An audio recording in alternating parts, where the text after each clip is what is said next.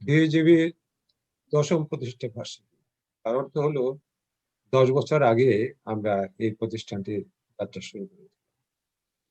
আমি এর আগেও প্রতিষ্ঠা বার্ষিকী উপলক্ষে এই সংগঠনটি গড়ে তোলার যে প্রেক্ষাপট ছিল সে সম্পর্কে কথা বলেছি। আজকেও কিছুটা প্রাসঙ্গিক কথা বলতে চাই। একটা বিশেষ পরিস্থিতিতে ঐতিহাসিক প্রয়োজনে বলা চলে আমরা এই সংগঠন দাঁড় করিয়েছিলাম। ঐতিহাসিক প্রয়োজনটা এরকম ছিল যে আমরা তো এমনি প্রতি বছরই স্বাধীনতার পর থেকে প্রতি বছরই কোনো না কোনো প্রক্রিয়ায় স্বাধীনতার চেতনা এবং মূল্যবোধ থেকে দূরে সরে এসেছি। কিন্তু ২০১১ সনে যখন এই সংবিধানের পঞ্চদশ সংশোধনী বিল পাস করা হলো এবং যার মাধ্যমে রাষ্ট্রধর্ম ইসলামকে জায়েজ করা হলো পুনরায়, যা প্রেসিডেন্ট এরশাদের আমলে করা হয়েছিল এবং জাতি আশা করেছিল, আওয়ামী লীগও প্রতিশ্রুতি দিয়েছিল যে তারা ক্ষমতায় আসলে এই বিলটা বাতিল করবে এবং ৭২ সংবিধানে ফিরে যাবে। কিন্তু তারা যায়নি, বরং আহ রাষ্ট্রধর্ম ইসলামকে বহাল রেখেছে, যদিও সেখানে এর পাশাপাশি আহ ধর্মনিরপেক্ষতা পুনঃস্থাপিত করে। এটা আমি অনেকবারই বলেছি যে এটা ছিল একটা গুজামিলের কারবার। তাতে আমাদের মুক্তিযুদ্ধের যে চেতনা তার প্রতিফলন ঘটেনি। আওয়ামী লীগের কাছে যে প্রত্যাশা ছিল সেই প্রত্যাশাও বাস্তবায়িত হয়নি। এই প্রেক্ষাপটে আমরা এই সংগঠনটি দাঁড় করিয়েছিলাম এবং আমাদের এই সংগঠন গড়ে তোলার যে কিছু নিয়ম নীতি আমরা সেই সময় অবলম্বন করি, তার মধ্যে একটি বিষয় ছিল যে বাংলাদেশ ভিত্তিক রাজনৈতিক দলের কোন সদস্য এই সংগঠনের সদস্য হতে পারবে না। এর বিশেষ গুরুত্বপূর্ণ দিক হলো এই যে আমরা জানি যে বাংলাদেশের রাজনৈতিক দলগুলোর সাথে যারা জড়িত আছেন, নেতা হন, সদস্য হন, দল যে সিদ্ধান্ত নেয়, দল যে কথা বলে, ন্যায্য হোক অন্যায্য হোক, জাতির পক্ষে হোক জাতির বিপক্ষে হোক, জনস্বার্থে হোক জনস্বার্থের বিরুদ্ধে হোক, দলীয় লোকরা তাকে সমর্থন করে। নিজের বিবেক অনুযায়ী কোনো কথা তারা বলতে পারে না। সুতরাং তাদের মধ্য থেকে যদি আমরা এই বিএজিবির সদস্য সংগ্রহ করি, তাহলে বিএজিবি যে ঐতিহাসিক প্রয়োজন এবং লক্ষ্যটাকে সামনে রেখে এগিয়ে যেতে চায়, সেটা সঠিকভাবে আমরা অনুশীলন করতে পারব। সেজন্যই বাংলাদেশ ভিত্তিক কোনো রাজনৈতিক দলের সদস্য আমাদের বিএজিবির সদস্য হতে পারবেন না। এটা আমরা গণতান্ত্রিক বিধান হিসেবে গ্রহণ করেছি। আমাদের এ সংগঠন কোনো রাজনৈতিক সংগঠন নয়, তবে আমরা রাজনৈতিক বিষয়গুলি নিয়েই কথা বলি, চর্চা করি সেগুলো নিয়ে। এবং আমরা আমাদের গঠনতন্ত্রে যে বিষয়টি শুরুতে ঘোষণা করেছিলাম সেটা হচ্ছে যে বাংলাদেশের স্বাধীনতা এবং এর গণতান্ত্রিক এবং ধর্মনিরপেক্ষ মূল্যবোধের প্রতি আস্থা রাখতে হবে। আমরা আরো বলেছিলাম যে ১৯৭২-এর সংবিধান পুনঃপ্রতিষ্ঠা করতে হবে এবং ধর্মভিত্তিক রাজনীতিটাকে নিষিদ্ধ এবং জাতীয় সংবিধানের যে মূল নীতিগুলো ছিল সেই নীতি অনুযায়ী আমাদের দেশে আইনের শাসন কায়েম করতে হবে এবং মানবাধিকার সনদের প্রতি আমাদের শ্রদ্ধাশীল থাকতে হবে। এটি ছিল আমাদের মূল কথা। এবং এই কথাগুলোকে বাস্তবায়ন করতে গেলে রাষ্ট্রের যে চরিত্র হওয়া দরকার এবং যেভাবে রাষ্ট্রের কার্যক্রমের অনুশীলন হওয়া দরকার, সে ব্যাপারে আমরা পরিষ্কার কথা বলেছি এবং আমরা বলেছি যে প্রতিটি ক্ষেত্রে জবাবদিহি নিশ্চিত করতে হবে। বিচার বিভাগের স্বাধীনতা নিশ্চিত করতে হবে। নির্বাচন কমিশনের যে সার্বভৌমত্ব সেটা প্রতিষ্ঠা করতে হবে। এটা খুবই একটা গুরুত্বপূর্ণ বিষয়। বিচার বিভাগের স্বাধীনতা এবং নির্বাচন কমিশনের যে সার্বভৌমত্ব সেটা নিশ্চিত করা খুবই গুরুত্বপূর্ণ বিষয়। কারণ যত সমস্যা আমরা দেখি যে বাংলাদেশের নির্বাচনকে কেন্দ্র করে, নির্বাচনের সময় অনিয়ম হয়, কারচুপি হয়, সেগুলো নির্বাচন কমিশন যাদের হাতে থাকে তারা বৈধতা পেয়ে যায় কমিশনের কাছ থেকে। আবার অন্যদিকে এটিও আছে যে নির্বাচনে হেরে গেলে প্রশ্ন তোলা হয় যে নির্বাচন কারচুপি হয়েছে এবং ঠিক মতো নির্বাচন। এই বিষয়গুলো রোধ করতে গেলে পরে সবচেয়ে বড় প্রয়োজন সেটি হচ্ছে নির্বাচন কমিশনের সার্বভৌমত্ব, সেটাকে কায়েম করা। সেই কথাগুলো বলেছি। আরো যে বিষয়গুলো ছিল সেটা হচ্ছে যে এই যে একটু আগে আমরা অনানুষ্ঠানিকভাবে এই কথাগুলো বললাম যে সরকারের বিভিন্ন পর্যায়ে যে সকল কর্মকর্তারা আছে যারা রাষ্ট্রের সংবিধান অনুযায়ী দায়িত্ব পালন করবেন বলে প্রতিশ্রুতি দিয়েছিল। কিন্তু আমরা দেখি যে সেই সকল কর্মকর্তাদের অধিকাংশই সরকারি দলের যে ইচ্ছা অনিচ্ছা আছে সে অনুযায়ী তারা তাদের দায়িত্ব পালন করে। তো সেজন্য দেখা যায় যে ওই কর্মকর্তাদের নিয়োগের প্রশ্নেও অনেক ধরনের স্বজনপ্রীতি বা দলীয় প্রভাব কাজ করে। আমরা বলেছি এই কথা যে পাবলিক সার্ভিস কমিশনের মাধ্যমে যে সরকারি কর্মকর্তাদেরকে নিয়োগ দেওয়া হয় এটাকে এই পদ্ধতিটাকে স্বচ্ছতর করতে হবে এবং সকল ধরনের স্বজনপ্রীতি এবং দলীয় প্রভাব থেকে মুক্ত রাখতে হবে এই প্রক্রিয়া। এটাও খুব গুরুত্বপূর্ণ বিষয়। তারপরে এই যে রাজনৈতিক সংস্থা সমূহ সরি আইন প্রয়োগকারী সংস্থা সমূহ পুলিশ বলেন বা অন্যান্য বিভাগ যেগুলো আছে এটা খুবই গুরুত্বপূর্ণ। যদি পুলিশ যদি নিরপেক্ষ না হয় তাহলে আইনের শাসন কায়েম করা বড় কঠিন। পুলিশ যদি সরকারি দলের এজেন্ডা অনুযায়ী কাজ করে, সরকারি দলের রাজনীতি দ্বারা প্রভাবিত থাকে, তাহলে সংবিধান কর্তৃক অর্পিত দায়িত্ব যথাযথভাবে পালন করতে পারে না এবং জনগণও সেখানে ন্যায় বিচার আশা করতে পারে না। সে কারণে আমরা এই কথাটা বলেছি যে আইন প্রক্রিয়া সংস্থা সমূহকে রাজনৈতিক প্রভাবিত রাখতে হবে এবং তাদের পেশাগত মানের উন্নয়ন সাধন করতে হবে এবং তাদের কার্যক্রমে জবাবদিহি সেটাও নিশ্চিত করতে হবে। এখন কিভাবে এগুলা করা যেতে পারে? ধরেন এই সমস্ত দেশে আমরা দেখি কোনো গুরুত্বপূর্ণ পদে সরকারি পদে যখন কাউকে নিয়োগ দেওয়া হয়, সাংবিধানিক পদে কাউকে নিয়োগ দেওয়া হয়, নিয়োগটাই কিন্তু শেষ কথা নয়। তার নিয়োগ ঘোষণার পরে সেই নিয়োগের বৈধতাটা তখনই নিশ্চিত হয় যখন দেখা যায় যে সংসদ কমিটি তার একটা শুনানি হয়েছে এবং শুনানির মাধ্যমে চূড়ান্ত করেছে। আমেরিকায় আমরা প্রায় দেখি সেখানে কংগ্রেস সিনেট সেগুলোতে হিয়ারিং হয় নিয়োগের প্রশ্নে। কখনো কখনো এটাও দেখা যায় যে সরকার নিয়োগ দিলেও ওই সংসদ সেটাকে বাতিল করে। এটা খুবই একটা গুরুত্বপূর্ণ বিষয় এবং আমরা মনে করেছি বলেছিও আমাদের এই গঠনতন্ত্রে যে এই সংসদীয় কমিটির মাধ্যমে আমরা এই সাংবিধানিক পদ সময়ে যে সকল নিয়োগ আমরা দেই সেগুলোকে চূড়ান্ত করতে হবে। যদি সংসদীয় কমিটিতে এক ধরনের হিয়ারিং এর ব্যবস্থা হয় সংশ্লিষ্ট কর্মকর্তার নিয়োগের ব্যাপারে তাহলে পক্ষে এবং বিপক্ষে দুই ধরনের মতামত সেখানে আসতে পারে। ঢালাওভাবে এক পক্ষে সে মত যাবে না। সেখানে এটা যাচাই বাছাই করার একটা বড় সুযোগ থাকবে এবং সেক্ষেত্রে দেখা যাবে যোগ্যতর ব্যক্তিরাই এবং যোগ্যতর ব্যক্তিরা আসতে পারলে তারা অধিকতর দায়িত্বশীলতার সাথে সংবিধান অনুযায়ী তাদের দায়িত্ব তারা পালন করবেন। এটাই খুব স্বাভাবিক। আমরা এই কথাটা বলেছি।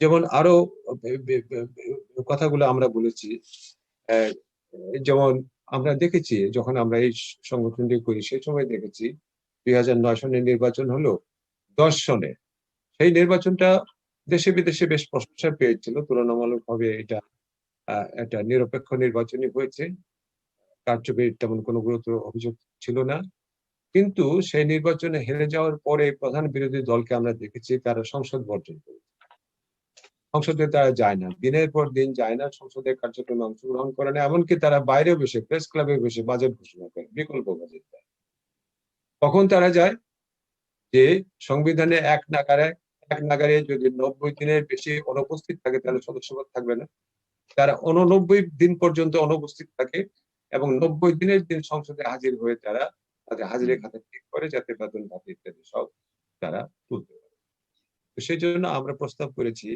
এই 90 দিনের যে সীমানাটা আছে সেই সীমানাটা কমিয়ে 30 দিনের মধ্যে আনতে হবে তাহলে এই সংসদ সদস্যরাও যথাযথভাবে দায়িত্বের প্রতি সচেতন থাকবে এই বিষয়গুলো আমরা একটা গুড গভর্নেন্স বা জবাবদিহির জন্য এই কথাগুলো আমরা বলি। আর যে বিষয়টা খুব গুরুত্বপূর্ণ সেটা হলো যে রাজনৈতিক নেতৃত্ব নির্বাচনের যে প্রক্রিয়াটা আমাদের দেশে একটা দল নির্বাচন করে দলের সংসদীয় কমিটি যিনি নেতা তিনি যদি দল মেজরিটি পায় তাহলে তিনি প্রধানমন্ত্রী হলেন যদি হেরে যান প্রধান বিরোধী দল হয় বিরোধী দলীয় নেতা কিন্তু প্রধানমন্ত্রী এবং বিরোধী দলীয় নেতা হওয়ার আগে দলের প্রধান নেতা হিসেবে নির্বাচনের যে প্রক্রিয়া সেই প্রক্রিয়াটা কিন্তু সঠিক প্রক্রিয়া নয়। কারণ আমরা জানি যে আওয়ামী লীগের প্রধান নেত্রী যদি প্রার্থিতা ঘোষণা করেন যে তিনি আওয়ামী লীগের সভানেত্রী পুনরায় প্রতিদ্বন্দ্বিতা করবেন, বিএনপির নেতা নেত্রীরা যদি বলে প্রধান পদে যারা আছেন যে আমরাই সভাপতি বা সভানেত্রী পদে থাকবো, বা অন্যান্য যে সকল রাজনৈতিক দলগুলো আমরা দেখি, একটা ডক্টর কামাল হোসেনের দল থেকে শুরু করে কাজী সিদ্দিকের দল পর্যন্ত, ওই মান্নার দল থেকে শুরু করে আসামরবের দল পর্যন্ত, এই তারপরে এই জাতীয় পার্টি, সমস্ত দলগুলোর মধ্যে দেখা যায় যারা শীর্ষ নেতা তারা বছরের পর বছর নয়, শুধু দশকের পর দশক ধরে তারা একই হয়ে, কারণ তাদেরকে চ্যালেঞ্জ করার যে বৈধ প্রক্রিয়া একটা দলের অভ্যন্তরে অনুশীলিত হওয়া দরকার, এই প্রক্রিয়াটা তারা অবলম্বন করেন না। আমরা বলেছি যে এই নির্বাচিত নেতৃত্ব সৃষ্টির প্রক্রিয়াটা হতে হবে দলের মধ্যে একটা ডিবেট, লিডারশিপ ডিবেট থাকতে হবে। লিডারশিপ ডিবেটের মাধ্যমে কর্মীরা, দলের লোকরা যেমন বুঝতে পারবে যে কোন নেতা বেশি যোগ্যতর, তেমনি দেশবাসীর একটা দেশবাসীর মনে সেরকম একটা আস্থা গড়ে উঠবে যে একটা যোগ্যতর নেতার কাছে হয়তো, কিন্তু সেই প্র্যাকটিসটা নাই আমাদের দেশে। তাই বলে আমরা দাবি করেছি যে এই লিডারশিপ যে প্রক্রিয়াটা, নেতৃত্ব গঠনের যে প্রক্রিয়াটা, এখানে ডিবেট হতে হবে, রেজিস্টার্ড কাউন্সিলের মাধ্যমে, সরাসরি ভোটের মাধ্যমে, সম্পূর্ণ গণতান্ত্রিক উপায়ে এই রাজনৈতিক দলগুলোর নেতৃত্বকে ঠিক করতে হবে। এটা জাতির জন্য প্রয়োজন, দলের জন্য প্রয়োজন, এবং গণতান্ত্রিক অনুশীলনের জন্য এটা একটি অত্যাবশ্যক বিষয়। দুঃখের বিষয় সেগুলো কোন প্র্যাকটিস আমাদের দেশে আমরা দেখতে পাই না। আরো যে গুরুত্বপূর্ণ বিষয় আছে সেটি হলো যে রাজনৈতিক দলগুলো, এখন তো নির্বাচন খুব এক্সপেন্সিভ হয়ে গেছে। আমি 1988 সনে স্বতন্ত্র প্রার্থী হিসেবে ইলেকশন করেছি, আমার ওই নাসির এখানে জানে, ও আমাদের এলাকার ছেলে। সেই সময় আমি আমার পকেটের পয়সা খরচ করেছি মাত্র 11,000 টাকা। 11,000 টাকা খরচ করে আমি একটা সংসদ নির্বাচন করেছি, এবং ওরা জানে এই কথা যে কত শত শত শত শত কর্মীরা স্বেচ্ছাসেবকের মধ্যে কাজ করেছে, কোনোদিন আমার কাছে পাওয়া যায়। বাতেন এখানে আছে, আমার দীর্ঘদিনের সহকর্মী। আমি বহু বহু বছর একটি দল জাতীয় পর্যায়ে করেছি, বাতেন জানে। আমার জি। অন্যান্য সহযোগী সংগঠন গুলো যে পরিমাণ পয়সা খরচ করতো, তার থেকে 10% পয়সা আমি খরচ করেছি বলে আমার মনে হয়। অথচ তাদের চাইতে অনেক বেশি যোগ্যতর উপায়ে এবং সুশৃঙ্খল উপায়ে আমি দল করি।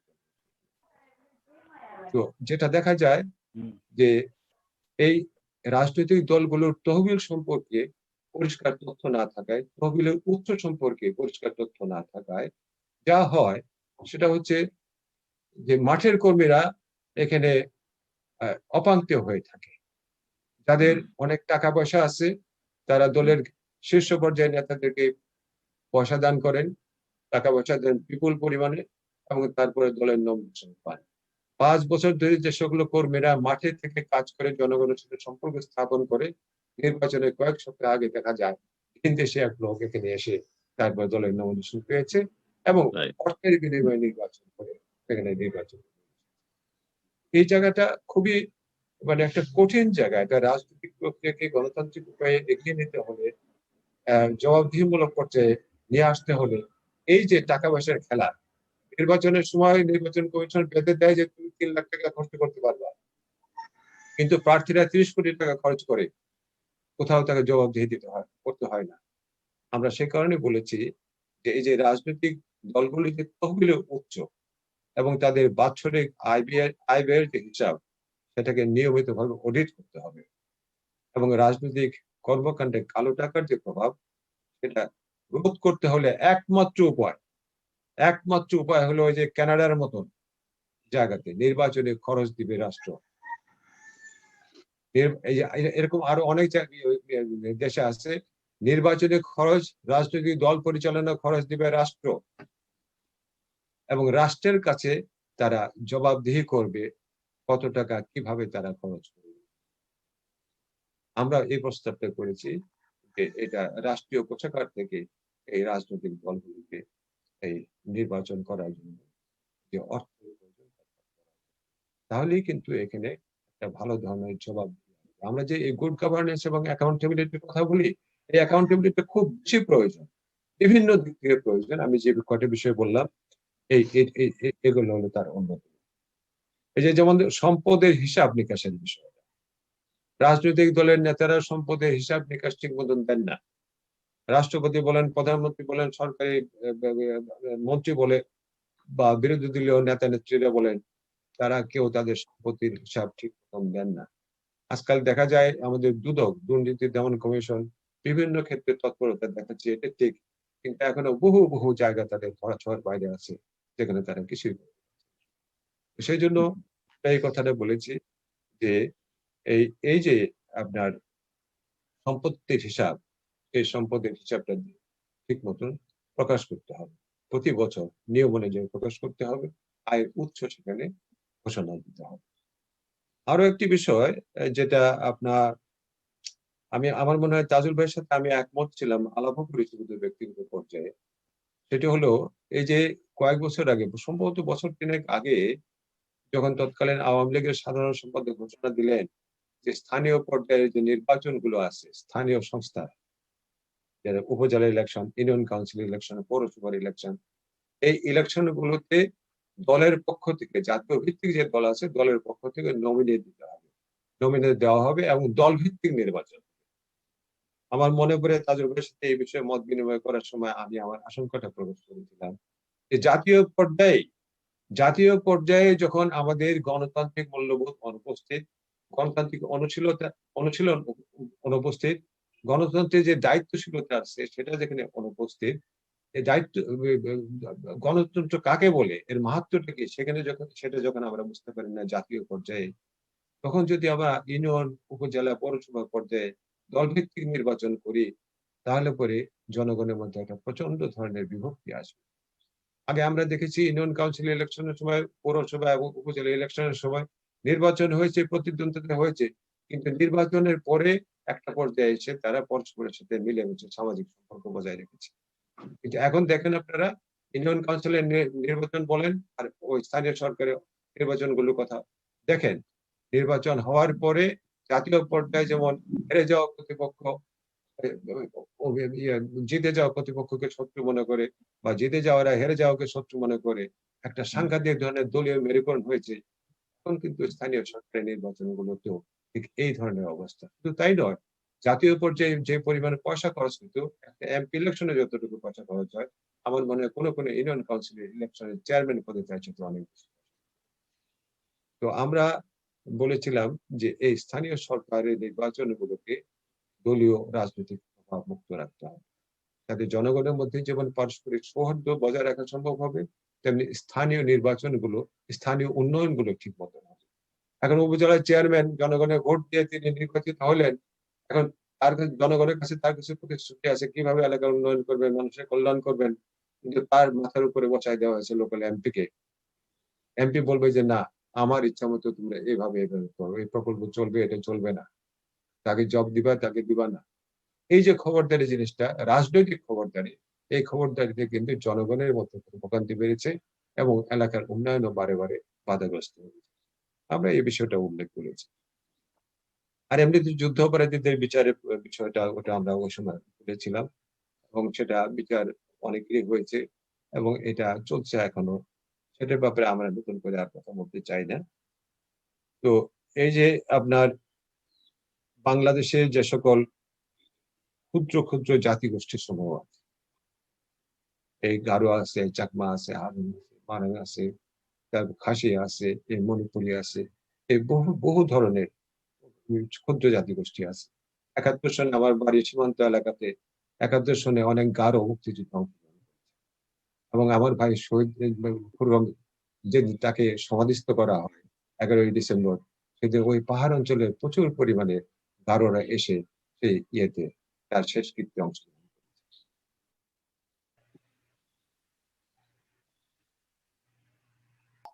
হ্যাঁ, সরি। সরি, আমি আমি ডিসকানেক্টেড হয়ে গেছিলাম, আমি কথা শেষ করে দিচ্ছি। সেই সময়টায় ওই পশ্চিমাদের সবাইকে বলা হয়তো বিহারি, আর আমাদের বাংলাদেশে অবস্থানকারী বাঙালি ছাড়াও অন্যান্য জাতি বা ক্ষুদ্র জাতিগোষ্ঠী যারা ছিল, তাদেরকে এক কথা বাঙালি বলা হতো। তখন একটা সহজ সমীকরণটা ছিল। কিন্তু স্বাধীনতার পর যেটা নজর দেওয়া উচিত ছিল, যে এ সকল ক্ষুদ্র জাতিগোষ্ঠীর আত্মবিকাশের পথটাকে মুক্ত করে দেওয়া, কিন্তু সেটা করা হয়নি। এটা নিয়ে 1972 সনেও চাকমাদের সাথে সমস্যা হয়েছে। এরপরেও জেনারেল জিয়ার আমলে সমস্যা হয়েছে। অনেকদিন পর 1997 সনে আওয়ামী লীগ সরকার একটা চুক্তি করে পার্বত্যবাসীদের সাথে। কিন্তু দুঃখের বিষয়, এই চুক্তির বিরুদ্ধাচরণ করার জন্য ঢাকা থেকে খালেদা জিয়ার নেতৃত্বে একটি লং মার্চ হয়েছিল এই চট্টগ্রাম। অর্থাৎ এই ইস্যুতেও কিন্তু জাতীয় ঐক্যমত্য প্রতিষ্ঠা করা যায়নি। ওই ব্যাপক ভাবে ওই বিষয়গুলোর দিকে না গিয়ে শুধু আমি এই কথা বলতে চাই যে বাংলাদেশে অবস্থানকারী এই ক্ষুদ্র জাতিগোষ্ঠী যারা আছে, আমাদের সংগঠনের পক্ষ থেকে বলেছি আমরা যে তাদের আত্মবিকাশের পথকে কণ্টক মুক্ত করতে। তো বিএজিবির পক্ষ থেকে আমরা মনে করি এই বিষয়গুলো যদি যথাযথভাবে আমরা আমাদের অনুশীলনের মধ্যে আনতে পারি এবং আমাদের রাষ্ট্রীয় জীবনে তার যদি প্রতিফলন ঘটাতে পারি, তাহলেই সুশাসন কায়েম হবে এবং তাহলেই একটা জবাবদিহিমূলক শাসন ব্যবস্থা কায়েম হবে এবং তাহলেই আমরা মুক্তিযুদ্ধের চেতনা, আদর্শ এবং আকাঙ্ক্ষা ভিত্তিক তা আমি আপাতত এটুকুই কথা বলে রাখছি। সকলকে অভিনন্দন জানাই 10ম প্রতিষ্ঠা বার্ষিকী উপলক্ষে। আপনারা না থাকলে সংগঠন টিকতো না। সরাসরি যারা সদস্য আছেন তো আছেনই, আর যারা আমাদের এই পরিবারে অভিভাবক হিসেবে, সহযোগী হিসেবে বছরের পর বছর ধরে সংশ্লিষ্ট থেকেছেন, তাদের মেধা দিয়ে, অভিজ্ঞতা দিয়ে, যোগ্যতা দিয়ে আমাদেরকে সহযোগিতা করেছেন, তাদের সবাইকে, তাজুল ভাই সহ, এখানে আমাদের জাহিদ ভাই আছেন, এখানে তরুণদা আছেন। আর আমি আজকে খুবই আনন্দিত, আমার ছেলে আরিয়ান এখানে আছে। আমাদের সংগঠনের শুরুর দিক থেকেই আরিয়ান আমাদের সঙ্গে ছিল, অনেক পরিশ্রম করেছে। অনেকেই আমাদের মধ্যে নাই, যারা চলে গেছেন আমাদের ওই ওই দাদা, আরিয়ান নামটা বলতো,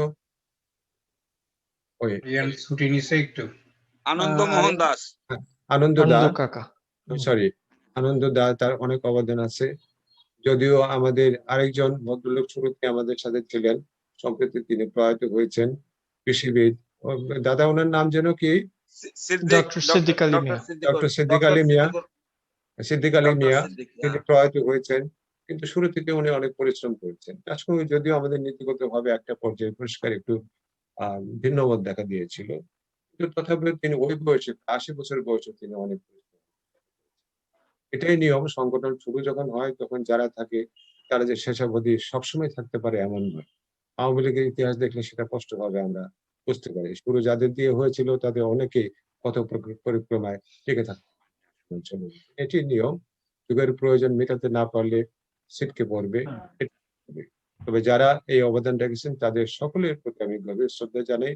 তাদের সহযোগিতা ছিল বলে সংগঠনটা করতে আমরা পেরেছিলাম এবং আপনাদের সকলের সহযোগিতার কারণে আজকে পর্যন্ত এই সংগঠন টিকে আছে। সংগঠন যদি আকারের দিক থেকে যতই ক্ষুদ্র হোক, এই সংগঠনের যে মূল স্পিরিটটা সেটা ক্ষুদ্র নয়, এটা অত্যন্ত শক্তিশালী স্পিরিট। আসলে আমরা এই স্পিরিটটাকে সবসময় নিজের মধ্যে ধারণ করি এবং তার অনুশীলন আমাদের জীবনে করি, বন্ধুদের মাঝে ছড়িয়ে দিই, আমাদের বাণী বহমান থাকে। এই কথা বলে আমি আপাতত আপনাদের ধন্যবাদ।